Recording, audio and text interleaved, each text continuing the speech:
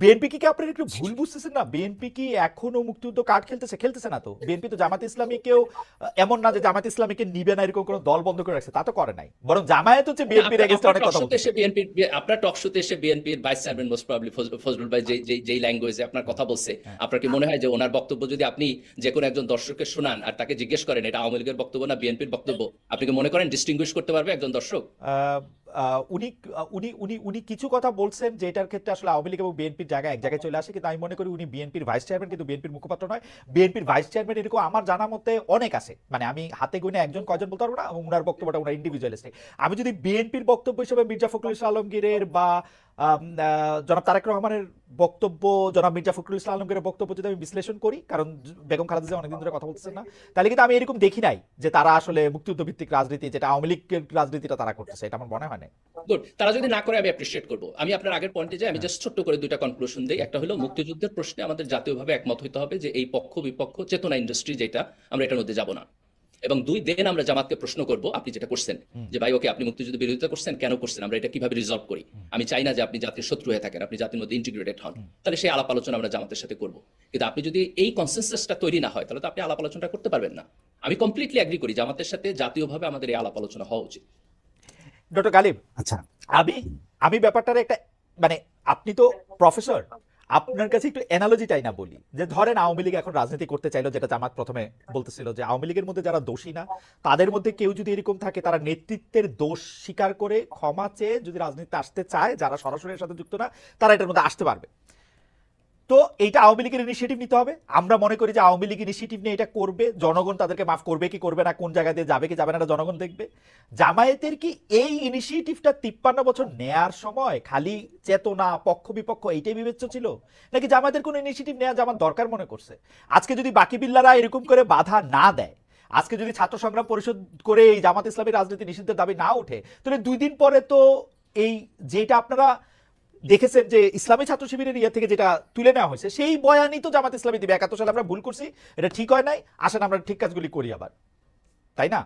না, আমি মনে করি আপনি যদি একটা গণতান্ত্রিক পরিবেশ দেন খালেদ ভাই, আমরা যদি একটা ভালো গণতান্ত্রিক পরিবেশ কিছুদিন দিতে পারি তাহলে এই সিচুয়েশন চেঞ্জ হবে। এটা এটা দেখেন, আপনি জামাতের মধ্যে এখন যারা, তারা অলমোস্ট নতুন প্রজন্ম, শিবিরের মধ্যে তো সবাই নতুন প্রজন্ম, যারা 1971 সালে ছিলেন এবং যারা পরের প্রজন্ম, তাদের 1971 সালের ঘটনা দেখার দৃষ্টিভঙ্গি ভিন্ন, অ্যানালাইসিস করার দৃষ্টিভঙ্গি ভিন্ন।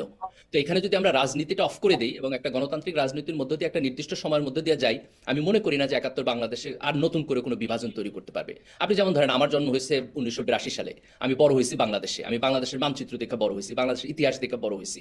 আপনি তো আমার পার্সপেক্টিভ ভাই 1971 নিয়ে বসাইলে হবে না, তাই না? আমি তো দেখছি কমপ্লিটলি না, ডিফারেন্ট। কিন্তু কিন্তু ডক্টর গালিব আমি এই জায়গার মধ্যে একটু আসতেছি, আমি একটু বাকি বিল্লাহকে শুনতে চাই, কিন্তু আমি আপনার একটা বলি যে আপনার জন্ম 1982 সালে হইলেও আপনি যেমন ফরাসি বিপ্লবকে আসলে বিশ্লেষণ করতে পারেন আপনার জন্মের 200 বছর আগের বিষয়টা, জন্ম 71 পরে এইটা খুব ভালো তর্ক না আসলে, যে আমার আদর্শের না না জায়গা না না থেকে না, আমি খালেদ ভাই আপনি ভুল বুঝছেন, আপনি জি ভুল বুঝছেন। আমি একটু একটু ক্লারিফাই করি। জি আমি যদি বলি যে আমার জন্ম 82-তে বলে আমি 71 জানি না, 71-এ কি হয়েছে বুঝি না, তাহলে জি এটা ভুল তর্ক। জি কিন্তু আমি যদি বলি যেহেতু আমার জন্ম 82-তে, কাজে আমার পার্সপেক্টিভ বাংলাদেশি, ওকে তাইলে এটা রাইট তর্ক। আমি যেটা বলতে চাই যে জামাত এবং শিবিরের এখন 80-90% পিপল তারা হচ্ছে বর্ন ইন বাংলাদেশ, তাদের যে পার্সপেক্টিভ সেটা আপনার আর আমার পার্সপেক্টিভ একই রকম ভাই, এখানে কোনো পার্থক্য নেই। আচ্ছা, ঠিক আছে, এইটা নিয়ে আমরা একটু বাকিবিলের কাছে আসি, যে জনাব বাকিবিল্লাহ, আমরা কিন্তু দেখেছি যে এই বিভাজনটা, যেটা আসলে ডক্টর গালিব উদাত্ত আহ্বান জানাচ্ছেন যে আপনার রাজনীতিটা সরায় নেন, এই চেতনা বা এই পক্ষ বিপক্ষ 71, 25, 72, 24 এগুলি নিয়ে আমরা আসলে কথা না বলি, এইটা নিয়ে আপনার আসলে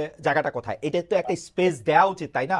এটা তো একটা ওয়ান্স, মানে আপনি সারা জীবন এটা নিষিদ্ধ করে রাখলে, এবং ডক্টর গালিবের ওই বক্তব্যের সাথে আমি একমত, আপনি যদি নিষিদ্ধ করে রাখেন তখন তো আপনাকে ট্যাগ দিয়ে আরেকটা অন্যায়, কালকে যদি বাকিবিল্লাহ সাহেবের দাঁড়িয়ে আছে দেখতে খুবই মানে একটা পরহেজগার সুন্দর মুসলমান মনে হয়, এবং খুবই জামাত ইসলামী সমর্থক বলে যদি কারো কাছে মনে হয়, ট্যাগ দেয় দিয়ে একটা আরেকটা অন্যায় তার বিরুদ্ধে করে কিনা, সেটা আপনি একটু যদি বলেন জনাব বাকিবিল্লাহ। প্রথম হচ্ছে জামাত ইসলাম এখন নিষিদ্ধ না, হুম, এবং যেই পয়েন্টটা আমি একটু গোড়া থেকে আসি।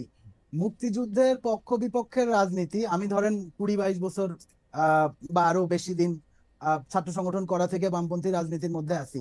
আওয়ামী লীগের এই যে মুক্তিযুদ্ধের পক্ষ বিপক্ষ বিভাজন করার রাজনীতিকে বুদ্ধিভিত্তিক ভাবে আমার মনে পড়ে যে আমরা 2000-এর গোড়া থেকেই এটাকে চ্যালেঞ্জ করে আসতেছি।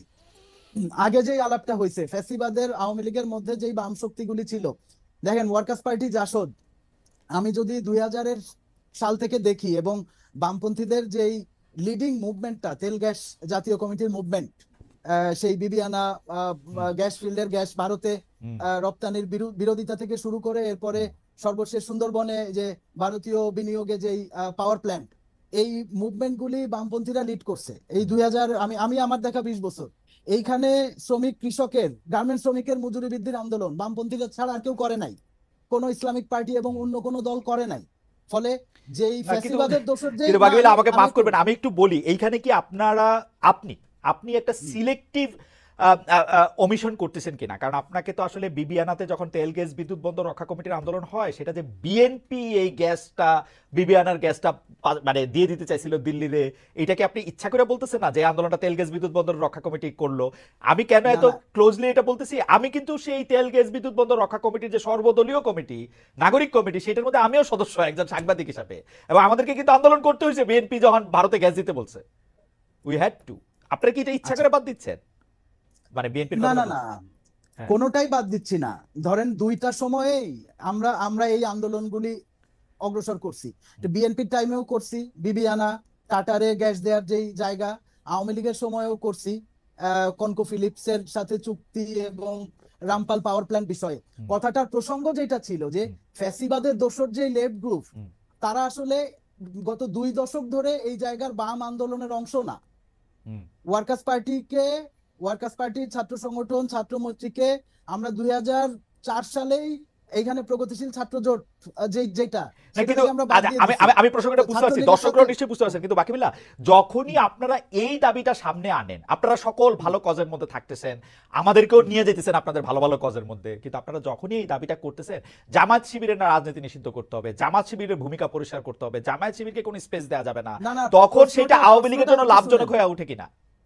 প্রশ্নটা হচ্ছে যে ধরেন এইখানে যে প্রশ্নটা, আমি আলাপটা আবার একটু গোড়ায় যাই, যে আজকে থেকে 30 বছর পরে যখন বলা হবে যে এই জুলাই মুভমেন্ট একদল বিপদগামী লোক আমেরিকার টাকা খেয়ে, এবং এইখানে বাংলাদেশ একটা খুব স্থিতিশীল জায়গায় ছিল, বাংলাদেশকে একটা নৈরাজ্যের মধ্যে ঠেলে দিছে, 30 বছর পরে কি এই প্রশ্নটা প্রাসঙ্গিক থাকবে না? জুলাই মুভমেন্টের এই জায়গাটা, যেই কারণে আমরা আওয়ামী লীগের ক্ষমা চাওয়ার প্রশ্নটা এবং তার বিচার এবং ক্ষমা চাওয়া, এই দুইটার মধ্যে দিয়েই তার জন্য ডেমোক্রেটিক স্পেস ক্রিয়েট হবে।